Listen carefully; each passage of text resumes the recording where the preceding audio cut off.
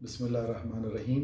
अस्सलामुअलैकुम या मन इस्महु दवा व ज़िक्रुहु शिफा। मोमिनीन व मोमिनात, उम्मीद है कि आप खैरियत व आफ़ियत से हैं। ये वीडियो मैंने आप तक 4-5 ज़रूरी मैसेजेस पहुंचाने के लिए बनाया है। उम्मीद है कि आपके लिए मुफीद होगा इंशाल्लाह। उम्मीद है कि सब खैरियत से हैं। ये वबा जो कोविड-19 की वबा है वो बहुत तेज़ी से फैल रही है।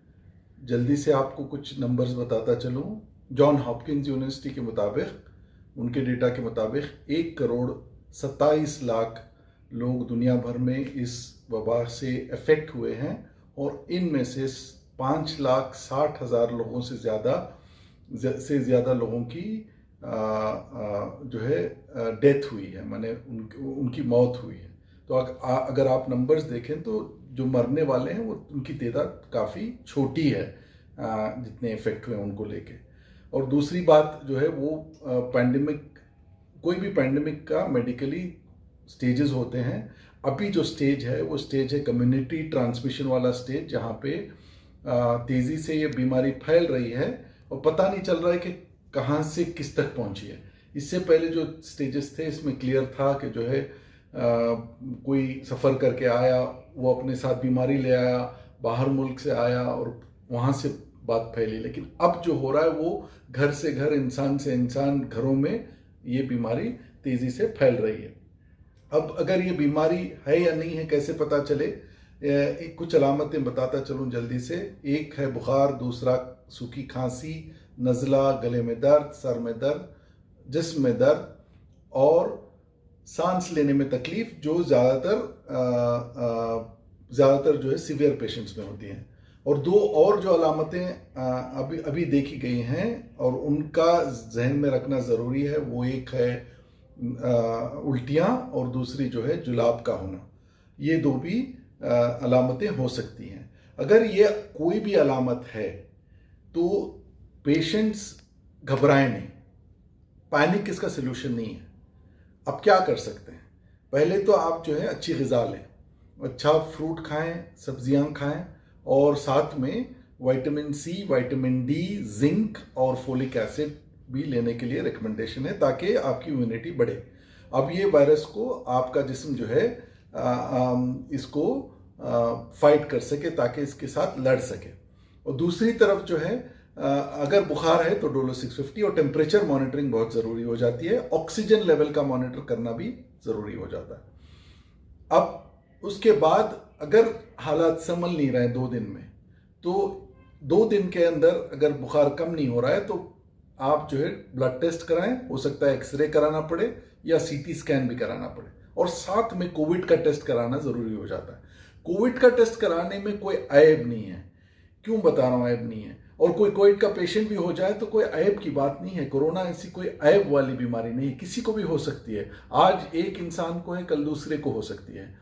जहां तक आप देखें तो सारे सेलिब्रिटीज दुनिया भर में इफेक्ट हो चुके हैं। प्राइम मिनिस्टर ऑफ यूके को बीमारी असर कर चुकी है, प्रेसिडेंट्स को इफेक्ट कर चुकी है, ममालिकों के बड़े बड़े सरबराह को कर चुकी है, सेलिब्रिटीज जो फिल्म इंडस्ट्री में है उनको इफेक्ट कर चुकी है, डॉक्टर्स को इफेक्ट कर चुकी है ताकि।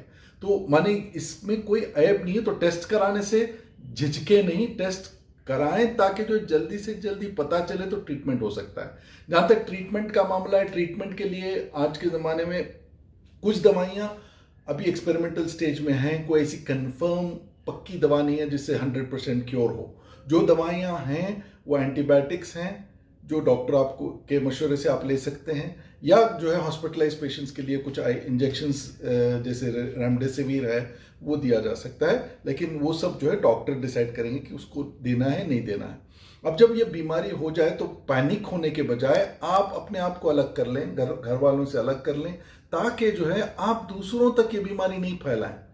आपकी शरीर जिम्मेदारी भी ये है कि जो है आप दूसरों तक ये बीमारी को फैलने ना दें। उसके लिए आप अब एक कमरे में अलग से रहने लगें और जो है एहतियात करें, हाथ धोते रहें, दूसरे सारे लोग घर पे मास्क पहने, बात नहीं करें, कम से कम 2 मीटर का फासला रखें, हाथ बार बार आप धोते रहें, आपके घर वाले भी धोते रहें। और अगर घर वालों में सिम्टम्स आए तो फिर वही है कि जो है परेशान नहीं हो, फिर से टेस्ट भी कराएं उनको।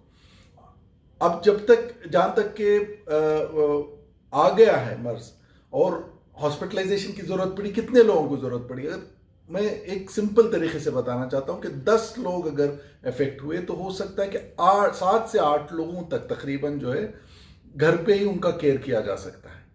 2 या 3 लोगों को हॉस्पिटलाइजेशन की जरूरत पड़ेगी, उनमें से हो सकता है 1 या 2 को ज्यादा से ज्यादा आईसीयू और वेंटिलेटर की नौबत आएगी। ऐसा नहीं कि हर कोई को वेंटिलेटर की नौबत आएगी। अगर आपकी सांस फूल रही है उस वक्त आपको ज्यादा ध्यान रखना पड़ेगा, और ऑक्सीजन लेवल 90% से कम हो रहा है तब जाके आपको इन सब चीजों की जरूरत पड़ती है।